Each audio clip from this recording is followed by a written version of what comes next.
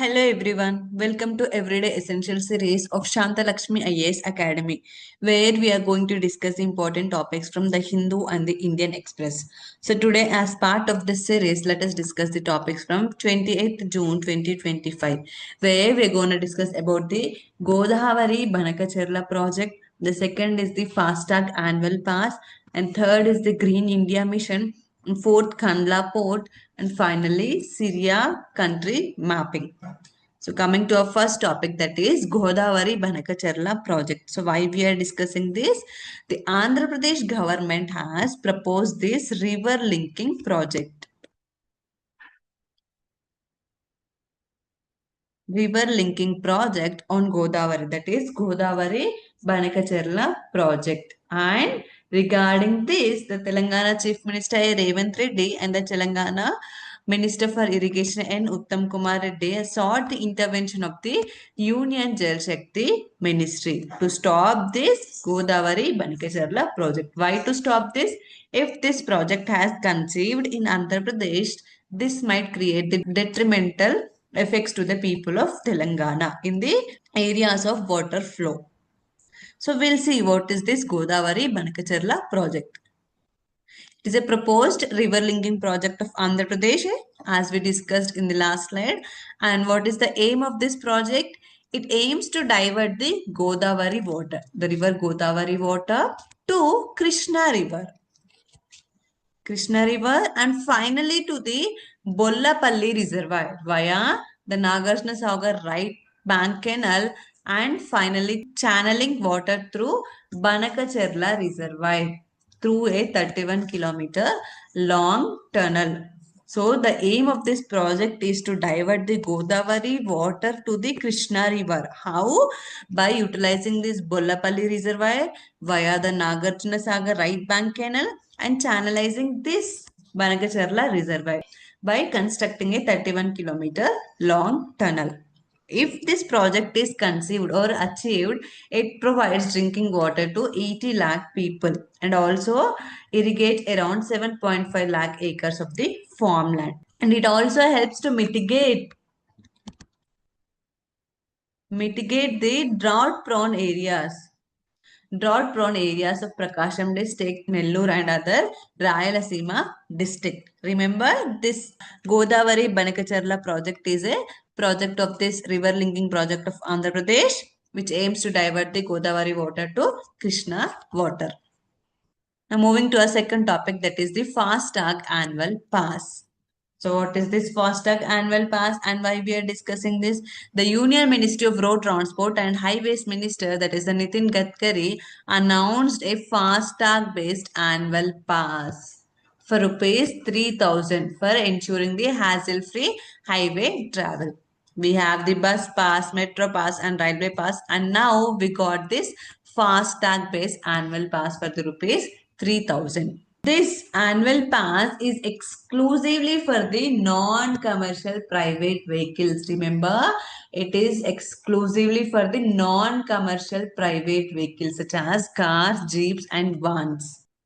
If any commercial vehicle activates this pass, it immediately leads to deactivation. This annual pass is only for the non-commercial private vehicles. And it is going to be effective from August 15, 2025. And this pass is valid for 1 year or 200 trips, whichever comes earlier. It is valid for the 1 year or the 200 trips. And this pass is for annually 3,000 rupees you have to pay and you will get the FASTag annual pass. And the ministry said that through this pass, it will save at least 7,000 per pass. And also, the average cost of crossing one toll plaza will become only rupees 15. And this pass is non-transferable. And this pass will allow free passage through National Highway and the National Expressway fee plazas only. It will pass through National Highway and the National Expressway fee plazas only. These are not for the state highways. These annual plazas are not eligible for the state highways or the expressways managed by the local bodies or any other regional governments. These are eligible for only National Highway and the National Expressway fee plazas only. And after exhausting this limit of 1 year or the 200 trips, the user may repurchase this annual pass. The pass is non-transferable. And coming to what is this FASTag? It is launched in the year 2014 as a pilot project scheme. And in the year 2021, it made mandatory at every toll plaza. And this FASTag is an electronic toll collection. Electronic toll collection through a device which employs radio frequency identification technology, RFID technology.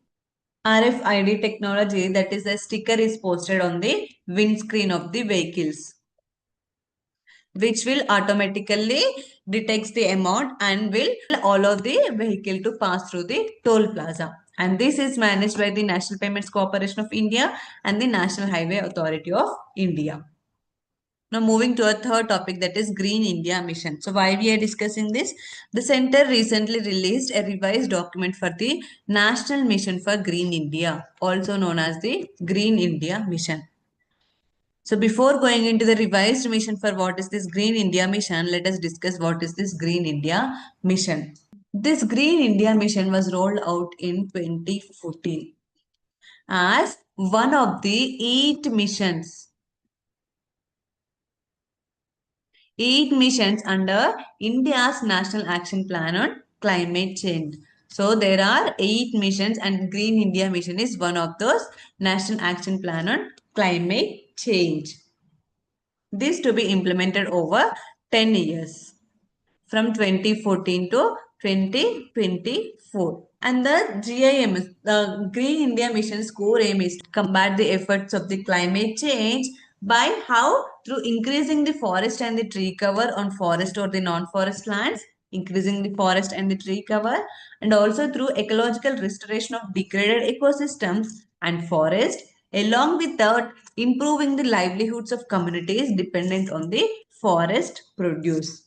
And the mission also specifically targeted an increase in forest cover on 5 million hectares. 5 million hectares and improving the quality of forest cover.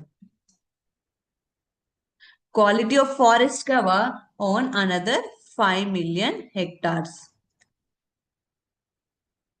And this is the 2014 Green India Mission. And now we completed this 2014 to 2024, right? 10 years. And now the center has revised this Green India Mission. Along with these objectives, this revised Green India Mission will focus on the restoration in the specified areas, that is the Aravalli Ranges, Western Ghats, Himalayas and the mangroves. How it will do? The Green India Mission interventions will work in sync with the, for example, this Aravalli Green Wall project, which was recently inaugurated or the formally launched on June 5th Environment Day. Aravalli Green Wall project. So, whatever the program we are doing on this Green India Mission, it will be synced with this Aravalli Green Wall project. As well as in the Western Ghats, these are the revised roadmap will focus on afforestation, groundwater recharging, and the eco restoration of the abandoned mining areas. In the same way, this revised Green India Mission will also focus on the specific objectives of this Himalayas and the mangrove ecosystem restoration. And this revised Green India Mission will run for a period up to 2030. Now moving to our fourth topic, that is Kandla Port. So why we are discussing this? There was a heavy congestion in this Kandla Port, and due to this heavy congestion, the traders have warned of edible oil shortages in the local markets and the supply disruptions as several vessels, mainly carrying Indonesian crude palm oil, remain stuck in this Kandla Port, awaiting cargo unloading amid the heavy congestion.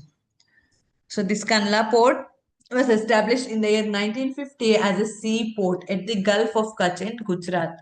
And it was renamed in the 2017 as the Deen Dayal Port as per Indian Port Act 1908. And it is one of the India's major ports at 13, and Kandla Port is the major port. And it is a protected natural harbor. And this Kandla Port or the Deen Dayal Port is India's biggest state-owned cargo handler by volume. Remember, this Deen Dayal Port is the India's biggest state-owned cargo handler by the volume. And what are the other 12 major ports of India? See here it is the Kolkata port, Paradip port, Vishakhapatnam port, Ennore port, Chennai port, Chidambaram port, Cochin, New Mangalore port, Marmugao, Jawaharlal Nehru port terminal, Mumbai port and Port Blair. Along with the Kanla, there are 30 major ports of India. And now moving to our country, that is Syria. So why we are discussing this? The Syrian civil war, which erupted in 2011, has displaced half of the population internally or abroad.